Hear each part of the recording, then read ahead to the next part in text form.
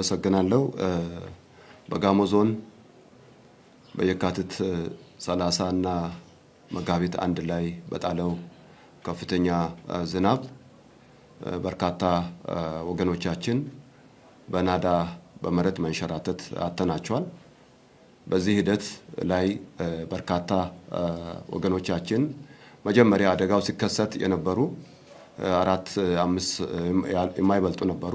ነገር ግን ወገን ለወገን ይደርሳል በሚለው አገረኛ ባህላችን ሁሉም ሌሎች የጠፉ ወገኖቻችን በዚህ ሂደት ላይ ሌሎችን ለማውጣት በገቡበት እዛው አጥተናቸዋል። በጋጮ ባባ ወረዳ በማዞዶ ይሳ ቀበሌ ትልቁን ቁጥር የሚይዝ ሞት የተከሰተው፣ ሌላው በቦንኬ ወረዳ እንዲሁም በካምባ ዙሪያ ወረዳ በአጠቃላይ ወደ 125 ሰዎች ናቸው። ከዚህ ውስጥ እስከ ትናንትናው ምሽት ድረስ 81 ሰዎች አስክሬን ተገኝቶ ቀብር ስነ ስርዓት መፈጸም ተችሏል።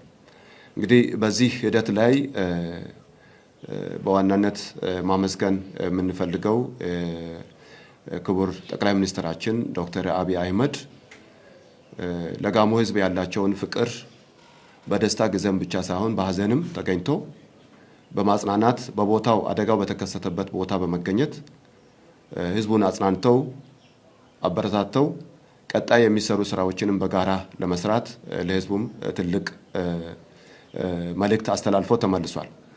በመቀጠልም የኢፌዴሪ ሕዝብ ተወካዮች ብሔራዊ ሀዘን ቀን በማወጅ ለሕዝባችን ያላቸውን አጋርነት በይፋ የገለጹበት፣ ሌሎች ተቋማት፣ የክልል መንግስታት፣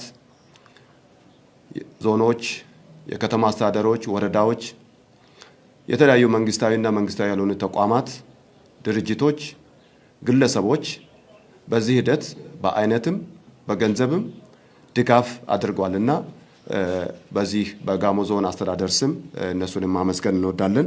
ከዚሁ ጋር ተያይዞ በአደጋው ሂደት ላይ ነፍስ አድን ሰራተኞች በጎ ፈቃደኛ ሆነው በዚህ ሂደት ላይ ለከፈሉት ዋጋ የጋሞ ዞን አስተዳደር ከፍተኛ እውቅና እንሰጣቸዋለን።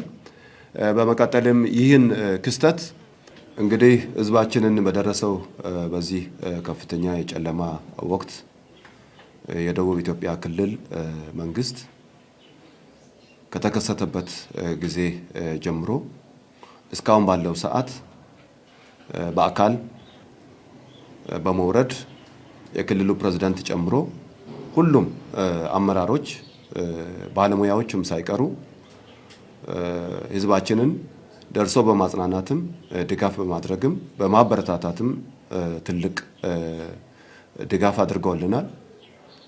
በክልላችን ያሉ ሌሎች ዞኖች፣ ወረዳዎች፣ ከተማ አስተዳደሮችም በአይነትም በገንዘብም ድጋፍ ከማምጣትም ባለፈ በቦታው ደርሶ አጽናንተው አልቅሰው አጋርነታቸውን ስለገለጹ የጋሞ ዞን አስተዳደር ከፍ ያለ ምስጋና ለክልሉ መንግስት ያቀርባል።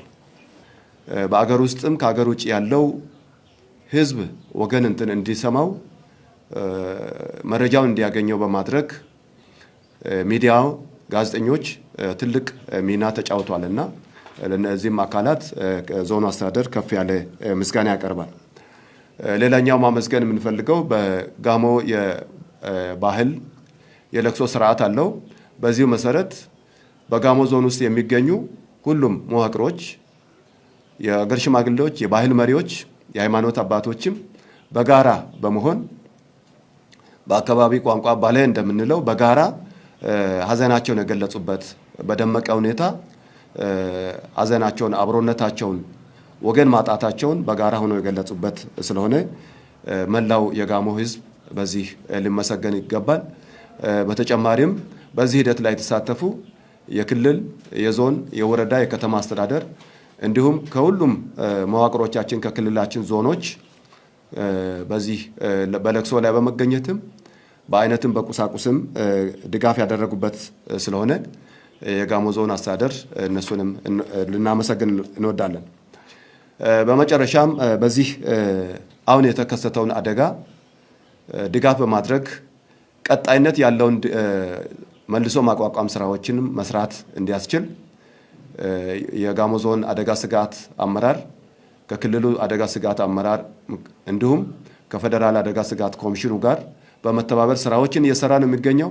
በዚህ ሂደት በተለይ የሚሰበሰበው ድጋፍ በአይነትም በገንዘብ የሚሰበሰበው ወደ ተጎጂዎች በቀጥታ እንዲደርስ ከማድረግ አንጻር የጋሞ ዞን አስተዳደር ኃላፊነት ወስዶ በዚህ እስከ ቀበሌ ድረስ ባለሙያዎችንም አመራሮችንም የህዝብ ተወካዮችንም በዛ ቦታ ላይ አስቀምጠን ተጎጂዎቹ እርዳታ መድረሱና አለመድረሱን በየጊዜው በየቀኑ በየሰዓታት ስቴሽን በዚህ መቆጣጠሪያም ሂደቱን የሚንከታተልበት ስርዓት አበጅተን እርዳታዎች እየደረሱ እንደሆነና በቀጣይነትም ይህ ተጠናክሮ የሚቀጥል መሆኑን በዚህ መግለጽ እንወዳለን። ሌላኛው በዚህ ሂደት ላይ ቀጣይ በዚህ ድጋፍ ላይ ያልተሳተፉ መሳተፍ ለሚፈልጉ የጋሞ ዞን አስተዳደር የጋሞ ዞን አደጋ ስጋት አመራር የባንክ አካውንት አለ በንግድ ባንክ በዚህ አካውንት ላይ ገንዘብ ማስገባት የሚችሉ መሆናቸውን ለወገን ይደርሳልና በኢትዮጵያም ከኢትዮጵያ ውጪ ያላችሁ ለወገኖቻችን ዛሬም ቀጣይ ስለሚቋቋምበት ቀጣይ ከዚህ አደጋ እንዳይከሰት ወይም እንዳይደገም ለማድረግ በጋራ ተረባርበን እንድንሰራ በዚህ አጋጣሚ ጥሪ አቀርባለሁ። አመሰግናለሁ።